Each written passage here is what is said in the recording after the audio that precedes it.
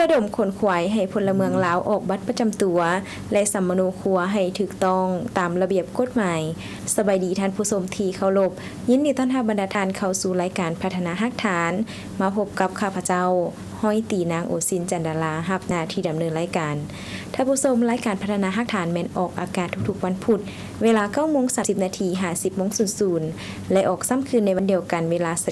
11:30 นาทีทางสถานีโทรภาพป้องกันความสงบ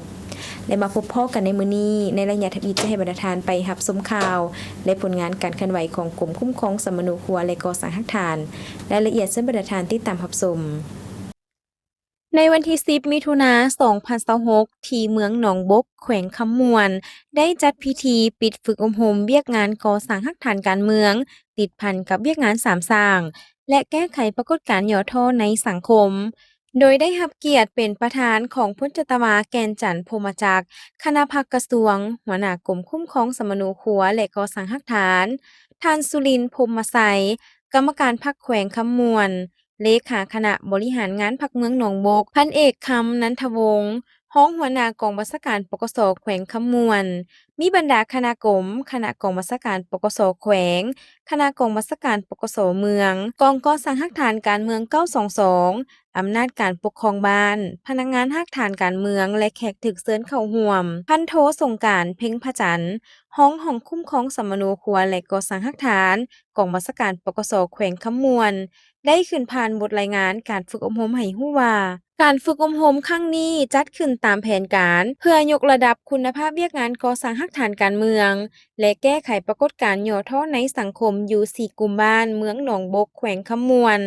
ระยะปี 2026 ถึง 2029 โดยได้ดำเนินการเป็นเวลา3วันมีจำนวนพลเข้าร่วมทั้งหมด106สหายในนั้นมีนักสัมมนากร65สหายครูอาจารย์9สหายมีแขกถึกเชิญและคณะรับผิดชอบฝึกอบรมจำนวน32สหายในการฝึกอบรมได้สุ่มใส่การเผยแพร่เสื่อมซึมบรรดาลนิติกรรมและแนวทางนโยบายระเบียบกฎหมายและบทบาทหน้าที่ของพนักงานก่อสร้างฮักฐานการเมืองพร้อมทั้งวิธีการคุ้มครองเก็บกำการนิ่งปิงของพลเมืองการปรับปรุงองค์การปกครองบ้านการปฏิบัติเวียกงานวิชาเฉพาะให้ถูกต้องและทันสมัยตลอดระยะการฝึกอบรมบรรดานักสัมมนากรได้มีความตั้งใจมีวินัยและมีส่วนร่วมในการสนทนาแลกเปลี่ยนบทเรียนอย่างลึกซึ้งเห็นว่านักสัมมนากรมีความเข้าใจดีขึ้นเกี่ยวกับเวียกงานวิชาเฉพาะสามารถนำเอาความรู้ไปหมุนใช้ในการปฏิบัติเวียกงานตัวจริง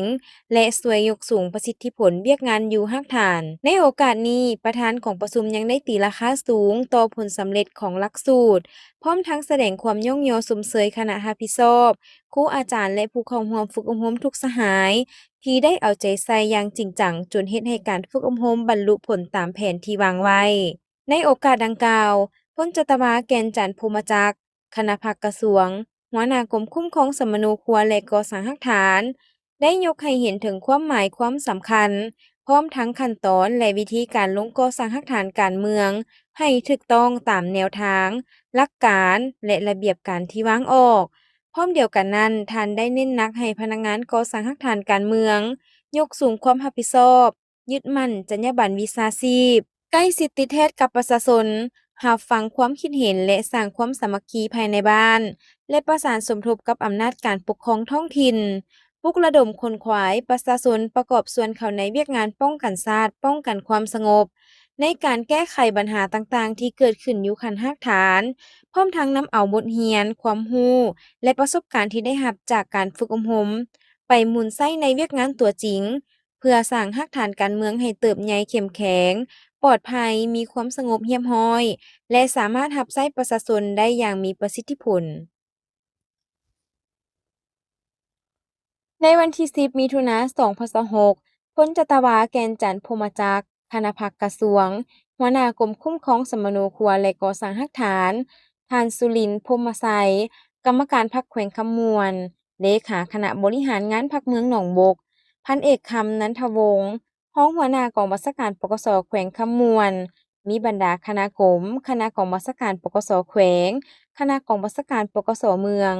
กองก่อสร้างฮักฐานการเมือง922และพนักงานกลุ่มคุ้มครองสัมมโนครัวและก่อสร้างฮักฐาน ได้เข้าวางกะตาหมากไม้และเข้าเยี่ยมชมอนุสรณ์ประธานโฮจิมินห์พร้อมทั้งเข้าเยี่ยมชมหอมูลเสื้อเพื่อศึกษาเรียนรู้ประวัติการปฏิบัติคุณงามความดีและผลงานการอุทิศตนอันยิ่งใหญ่ของประธานโฮจิมินห์ผู้นำที่โดดเด่นของขบวนการปฏิวัติเวียดนามและผู้มีส่วนสำคัญในการสร้างสายพัวพันมิตรภาพอันดีงามลาวเวียดนามการเข้าเยี่ยมชมและวางกะตาหมากไม้ในครั้งนี้จัดขึ้นเนื่องในโอกาสที่พลจัตวาแก่นจันทน์พรหมจักรพร้อมคณะได้ลงมาเยี่ยมยามและเข้าร่วมพิธีการฝึกอบรมเวียกงานก่อสร้างหลักฐานติดพันกับเวียกงานสามสร้างและการแก้ไขปรากฏการณ์ย่อท้อในสังคมอยู่เมืองหนองบกแขวงคำมวน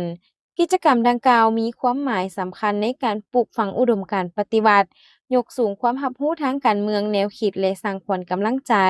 ให้แก่พนักงานในการปฏิบัติหน้าที่รับใช้ประเทศชาติและประชาชนภายหลังการวางกะตาหมากไม้คณะได้เข้าเยี่ยมชมหอมูลเสื้อรับฟังการแนะนำเกี่ยวกับบรรดาเอกสารรูปภาพวัตถุพรรณและหลักฐานทางประวัติศาสตร์ที่จัดวางแสดงการเข้าเยี่ยมชมในครั้งนี้บ่เพียงแต่เป็นการระลึกถึงคุณงามความดีของผู้นำปฏิวัติเท่านั้นแต่ยังเป็นการศึกษาถอดถอนบทเรียนเพื่อนำมาหมุนใช้เข้าในการนำพาบรรษาและการปฏิบัติเวียกงานตัวจริงให้มีประสิทธิผลสูงขึ้นกิจกรรมดังกล่าวได้ดำเนินไปท่ามกลางบรรยากาศอันอบอุ่นเข่งขรึมและแสดงถึงความเคารพและนึกถึงคุณงามความดีของบรรดาผู้นำปฏิวัติพร้อมทั้งสืบต่อรักษาและเสริมสร้างสายพัวพันมิตรภาพพิเศษลาวเวียดนามให้นับมือนับแน่นแฟนและยืนยงตลอดไปเจ้าท่านผู้ชมที่ผ่านไปนั้นก็เป็นการนำเสนอข่าวและผลงานการเคลื่อนไหวของกรมคุ้มครองสมนูครัวและก่อสร้างหลักฐานแต่การนำเสนอข่าวของพวกเฮาแม่นยังบ่ทันหมดเทื่อและเนี่ยน่าจะให้บรรดาท่านไปรับชมเติมอีกแต่ตอนนี้เฮาไปพักกันก่อน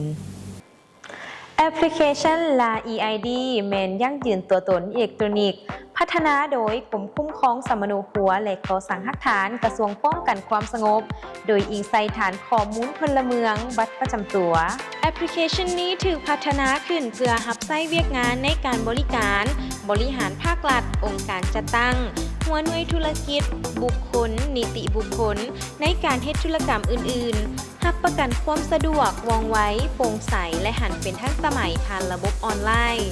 แอปพลิเคชัน LA EID ยั่งยืนตัวตนของพลเมืองในโลกดิจิทัลเป็นเอกสารอ้างอิงทางด้านกฎหมายและสามารถนำใช้เปลี่ยนแทนเอกสารแบบเจี้ยเซ็นบัตรประจำตัวอิเล็กทรอนิกส์ใบทะเบียนรถและใบขับขี่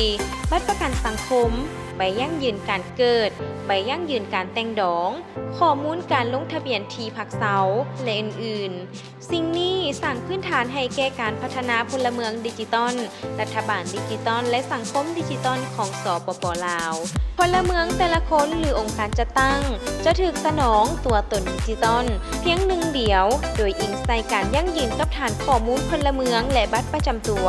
เพื่ออำนวยความสะดวกในการเข้าถึงการบริการของแอปพลิเคชัน LA EID ท่านสามารถดำเนินการติดตั้งและลงทะเบียนตามขั้นตอนดังลุ่มนี้ท่านสามารถดาวน์โหลดแอปพลิเคชันได้ผ่านระบบปฏิบัติการ iOS และ Android สำหรับ iOS เข้าไปที่ App Store แล้วค้นหาคำว่า LA EID สำหรับ Android เข้าไปที่ Google Play Store แล้วค้นหาคำว่า LA EID กดปุ่มติดตั้งเพื่อเริ่มต้นการดาวน์โหลดลงในอุปกรณ์ของท่านขั้นตอนการลงทะเบียนนำไส้หลังจากการติดตั้งสำเร็จจากนั้นปฏิบัติตามขั้นตอนการสร้างบัญชีผู้ใช้ดังนี้เปิดแอปพลิเคชันเลือกเมนูลงทะเบียนใหม่ป้อนข้อมูลส่วนตัวตามที่ระบบกำหนดเช่นชื่อนามสกุลเบอร์โทรศัพท์หรืออีเมลสร้างรหัสผ่านใหม่เพื่อความปลอดภัยของบัญชีระบบจะส่งรหัส OTP ไปยังเบอร์โทรศัพท์หรืออีเมลที่ท่านลงทะเบียนกรุณาป้อนรหัสดังกล่าวเข้าในระบบเพื่อยืนยันข้อควรระวังเพื่อความปลอดภัยท่านควรรักษารหัสผ่านและรหัส OTP ของท่านไว้เป็นความลับสำเร็จการลงทะเบียนท่านสามารถเริ่มต้นนำใช้การบริการต่างๆได้ทันทีหลังท่านดาวน์โหลดติดตั้งแอปพลิเคชันและลงทะเบียนสำเร็จแล้วท่านสามารถผูกบัญชีใบอนุญาตขับขี่บัตรประกันสังคมทะเบียนรถหนังสือผ่านแดนใบยั่งยืนการเกิดบัตรประกันสุขภาพและทะเบียนการแต่งงาน แล้วทานควรตรวจสอบและอัปเดตแอปพลิเคชันให้เป็นเวอร์ชันล่าสุดอยู่เสมอเพื่อประสิทธิภาพในการนำใช้สอบถามข้อมูลเพิ่มเติมได้ที่เบอร์สายด่วน1529และเว็บไซต์ที่ขึ้นอยู่ทางด้านลุ่มนี้เจ้าท่านผู้ชมมาพบกันในระยะที่2ของทางรายการจะให้บรรดาทานไปสืบต่อรับชมข่าวและผลงานการเคลื่อนไหวของกรมคุ้มครองสมณูครัวและก่อสร้างฮักฐานรายละเอียดซึ่งบรรดาทานที่ตามรับชมในวันที่ 8 มิถุนายน 2026อยู่ที่สโมสรปกส.เมืองหินปูนได้จัดพิธีประกาศการจัดตั้งห้องหัวหน้ากองก่อสร้างฮักฐาน 917 โดยเป็นประธานของพันเอกลำไพหยุดประภัยห้องกรมคุ้มครองสมณูครัวและก่อสร้างฮักฐานมีพันโทศรีสุพรรณแสงวงไซหัวหน้ากองก่อสร้างฮักฐาน 917 มีคณะห้องสมณูครัวและกองก่อสร้างฮักฐานปกส.แข่งคำมวลมีคณะกองบัญชาการปกส.เมืองหินปูนและพนักงานภายในกองก่อสร้างฮักฐาน 917 เข้าร่วมในพิธีพันตีเพลงพันธวงศ์ต่างหน้าแผนกการเมืองได้พันข้อตกลงของกรมใหญ่การเมืองเลขที่1738ทับกมปสลงวันที่20 เมษายน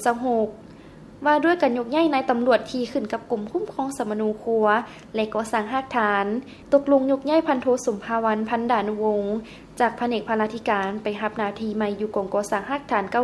917ข้อตกลงของกรมใหญ่การเมืองเลขที่1739ทับกมปสลงวันที่20 เมษายน 2026ว่าด้วยการแต่งตั้งนายตำรวจที่ขึ้นกับกลุ่มคุ้มครองสมณูครัวและก่อสร้างฮักฐานตกลงแต่งตั้งพันโทสมภาวันพันดานุวงศ์เป็นรองหัวหน้ากองก่อสร้างฮักฐาน 917มติตกลงของคณะพรรคกลุ่มคุ้มครองสมณูครัวและก่อสร้างฮักฐานเลขที่274ทับคพคกทลงวันที่2 มิถุนายน 2026มาด้วยการบ่งตัวแต่งตั้งเลขารองเลขาคณะหน่วยพรรคที่ขึ้นกับองค์คณะพรรคกลุ่มคุ้มครองสมณูครัวและก่อสร้างฮักฐานแต่งตั้งสหายพันโทสมภาวันพันดานุวงศ์เป็นรองเลขาพร้อมนั้นพันเอกลำไพหยุดประภัยยังได้โอ้ลมต่อกองประชุมซึ่งก่อนอื่นท่านได้ย่องเยาชมเชยต่อผลงานของกองก่อสร้างฮักฐาน 917ที่ยัดมาได้ในระยะผ่านมาพร้อมเดียวกันนั่นทานยังได้เน้นหนักให้ผู้ที่แต่งตั้งใหม่ให้เอาใจใส่ซี่นำพาเวียกงานความสามัคคีภายในและภายนอกสืบต่อปรับปรุงกลจักให้เป็นระบบปรับปรุงแบบแผนวิธีนำพาและวิธีเฮ็ดเวียกให้มีผลสำเร็จและเรียกร้องให้ผู้ที่ถูกแต่งตั้งเอาใจใส่ฝึกฝนหล่อหลอมตนเองให้มีความเฮาหันต่อหน้าที่เวียกงานปฏิบัติเวียกงานให้มีผลสำเร็จในวันที่11 มิถุนายน 2026ที่สโมสรกองบัญชาการปกส.เมืองอนุวงศ์ได้เปิดกองประชุมประกาศกงจักการจัดตั้งและสุกยู่เวียกงานก่อสร้างฮักฐานกองก่อสร้างฮักฐาน 915โดยการเป็นเกียรติเข้าร่วมเป็นประธานโดยพันเอกศรีบุญเฮืองไสยเพชรคณะพรรคกรมรองหัวหน้ากรมคุ้มครองสมณูครัวและก่อสร้างฮักฐานมีพันเอกทองเพียรกงเสด็จคณะพรรคกองบัญชาการรองหัวหน้ากองบัญชาการปกส.แขวงไซสมบูรณ์มีบรรดาคณะกองก่อสร้างฮักฐานการเมือง 915กองบัญชาการปกส.เมืองอนุวงศ์ห้องคุ้มครองสมณูครัวและก่อสร้างฮักฐานกองบัญชาการทหารแขวงกองปฏิบัติงาน210ของกระทรวงป้องกันประเทศคณะตาแสงไซสนะและตลอดฮอดพนักงานกองก่อสร้างฮักฐานการเมือง 915เข้าร่วมในวาระกองประชุมพันโทบุญเพ็งจันทลังสีเลขาหน่วยพักฮักฐานหัวหน้ากองก่อสร้างฮักฐานการเมือง 915ได้ขึ้นผ่านบทรายงานย่อการเคลื่อนไหวเวียกงานก่อสร้างฮักฐานซึ่งสามารถยกให้เห็นถึงผลงานและไสชนะที่ญาติมาได้ในระยะผ่านมาและเวียกงานที่จะสืบต่อในต่อหน้าจากนั้นท่านพันตรีวงเพชรแพงสุวรรณหัวหน้าหน่วยงานก่อสร้างพรรคพนักงานแผนกการเมืองกรมคุ้มครองสมณูครัวและก่อสร้างฮักฐานได้ขึ้นผ่านข้อตกลงของกระทรวงป้องกันความสงบว่าด้วยการแต่งตั้งนายตำรวจลงก่อสร้างฮักฐานการเมืองที่ขึ้นกับกรมคุ้มครองสมณูครัวและก่อสร้างฮักฐานฉบับเลขที่1454ทับปกส.ลงวันที่18 พฤษภาคม 2026ในนี้ได้แต่งตั้งสหายพันโทบุญหังไสยแสงและสหายห้อยเอกอารามศรีบุญสงลงก่อสร้างฮักฐานอยู่กองก่อสร้างฮักฐาน 915มาตีตกลงของกรมคุ้มครองสมณูครัวและก่อสร้างฮักฐานว่าด้วยการบ่งตัวแต่งตั้งเลขารองเลขาและคณะหน่วยพรรคที่ขึ้นกับองค์คณะพรรคกรมคุ้มครองสมณูครัวและก่อสร้างฮักฐาน ฉบับเลขที่274/คพคกทลงวันที่2มิถุนายน2026ได้แต่งตั้งสหายพันตรีลำพรเสยวงศ์เป็นรองเลขาหน่วยพักฮักฐานกองกสังฮักฐาน915และสหายพันโทบุญหังเสยแสงเป็นคณะพักผู้กวดกาพักขอตกลงว่าด้วยการแต่งตั้งหัวหน้าและรองหน่วยงานขององค์การกรมบรรดาแผนกศูนย์ข้อมูลพลเมืองและบัตรประจำตัวกองก่อสร้างฮักฐานที่ขึ้นกับกรมคุ้มครองสมนูครัวและก่อสร้างฮักฐานฉบับเลขที่3270/คกทลงวันที่6พฤษภาคม2026ได้แต่งตั้งสหายห้อยเอกจันทร์ศรีเฮืองนันโทเป็นหัวหน้าหน่วยงานและสหายห้อยเอกอารามศรีบุญสงฆ์เป็นรองหัวหน้าหน่วยงานบริหารข้อตกลงของกรมใหญ่การเมืองป้องกันความสงบว่าด้วยการแต่งตั้งนายตำรวจที่ขึ้นกับกรมคุ้มครองสมนูครัวและก่อสร้างฮักฐานฉบับเลขที่1739/กมปสลงวันที่20เมษายน2026ได้แต่งตั้งสหายพันโทบุญหังไสยแสงเป็นรองกองก่อสร้างฮักฐาน915ในโอกาสนี้พันเอกศรีบุญเฮืองไสยเพชรคณะภาคกรมรองหัวหน้ากรมคุ้มครองสมนูครัวและก่อสร้างฮักฐานยังได้แสดงความย่องยอสมเสยและเน้นหนักต่อคณะภาคและพนักงานนักรบแต่ละสหายให้สืบต่อเฮ็ดเวียกงานการเมืองนำพาแนวคิดให้พ่อแม่ประชาชนอย่างเป็นปกติและทั่วถึงเอาใจใส่โฆษณาเผยแพร่แนวทางนโยบายของภาครัฐเป็นเจ้าการต่อเวียกงานป้องกันชาติป้องกันความสงบแก้ไขบรรดาปรากฏการณ์ย่อท้อที่อาจเกิดขึ้นลงสุกยุส่งเสริมเวียกงานเศรษฐกิจวัฒนธรรมสังคมปรับปรุงระบอบประชาธิปไตยขั้นรากฐานเอาใจใส่เก็บกำขึ้นบัญชีบรรดาเป้าหมายนอแหนงก่อความบ่สงบภายในบ้านคุ้มครองอาชีพพิเศษพาหนะพิเศษติดตามกวดกาคนเข้าออกคนเพิ่มคนนุดคนพักเซาสัวขาวบ่มีหน้าสัวขาวคนต่างประเทศที่เข้ามาเคลื่อนไหวอยู่ภายในเขตความรับผิดชอบให้ได้อย่างมีประสิทธิผลสาธารณรัฐประชาธิปไตยประชาชนลาวสันติภาพเอกราชประชาธิปไตยเอกภาพวัฒนถาวรกระทรวงป้องกันความสงบกรมคุ้มครองสมนูครัวและก่อสร้างฮักฐานแจ้งการฉบับเลขที่2596/คกทนครหลวงเวียงจันทน์ลงวันที่7เมษายน2026ถึงพนักงานทหารตำรวจและพ่อแม่ประชาชนที่นับถือเรื่องบริการจัดส่งบัตรประจำตัวดิจิตอลของทานถึงเฮือนอิงตามข้อตกลงว่าด้วยการจัดตั้งและการเคลื่อนไหวของกรมคุ้มครองสมนูครัวและก่อสร้างฮักฐานฉบับเลขที่945/ปกสลงวันที่3พฤษภาคม2023อิงตามการตกลงเห็นดีร่วมมือกับบริษัทสตาร์โทรคมจำกัดยูนิเทลให้เป็นผู้จัดส่งบัตรประจำตัวของประชาชนอยู่ในขอบเขตนครหลวงเวียงจันทน์กรมคุ้มครองสมนูครัวและก่อสร้างฮักฐานขอถือเป็นเกียรติแจ้งมายังบรรดาทานได้ทราบว่าเพื่อเป็นการยกระดับเวียกงานการบริการก็คือการอำนวยความสะดวกประหยัดเวลาในการเดินทางให้พ่อแม่ประชาชนในการรับบัตรประจำตัวดิจิตอลของทานกรมคุ้มครองสมนูครัวและก่อสร้างฮักฐานจึงได้ร่วมมือกับบริษัทสตาร์โทรคมยูนิเทลในการให้บริการจัดส่งบัตรประจำตัวถึงเฮือนหรือถึงสถานที่ที่เจ้าของบัตรเป็นผู้กำหนดในขอบเขตนครหลวงเวียงจันทน์ละเอียดดังนี้ 1. ประชาชนผู้ที่มาเฮ็ดบัตรประจำตัวอยู่ที่กรมคุ้มครองสมนูครัวและก่อสร้างฮักฐานสามารถเลือกได้ตอนซื้อแบบฟอร์มบัตรประจำตัวว่า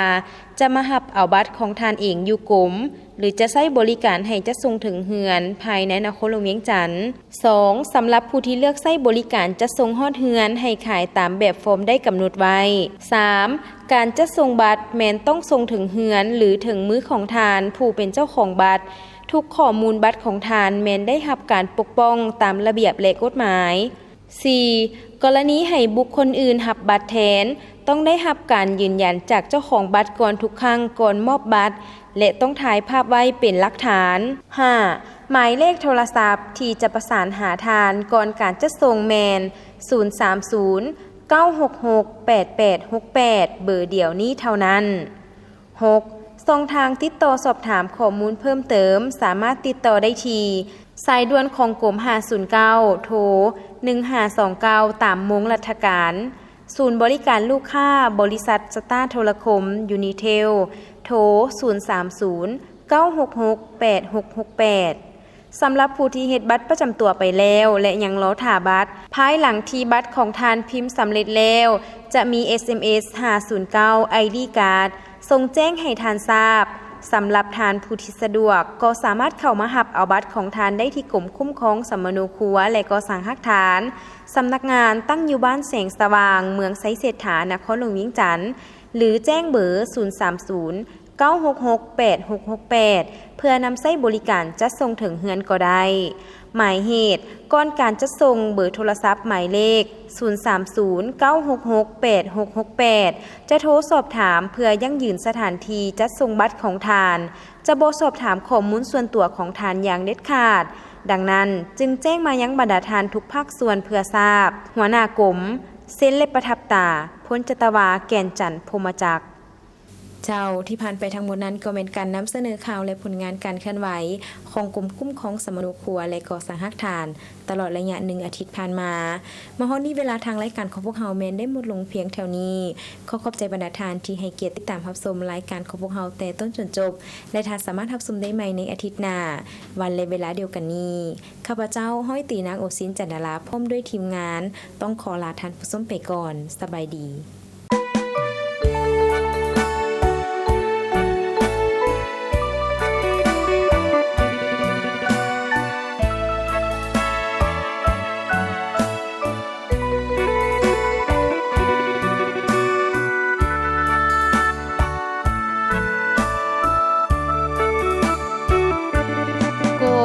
คุ้มครองสร้างตั้งที่8 สิงหาได้หมุนเวียนมาครบรอบ40 ปี1978 2018ครบรอบพอดีร่วมฉลองพิธีวันนี้ทุกคนยินดียิ้มแย้มแจ่มใส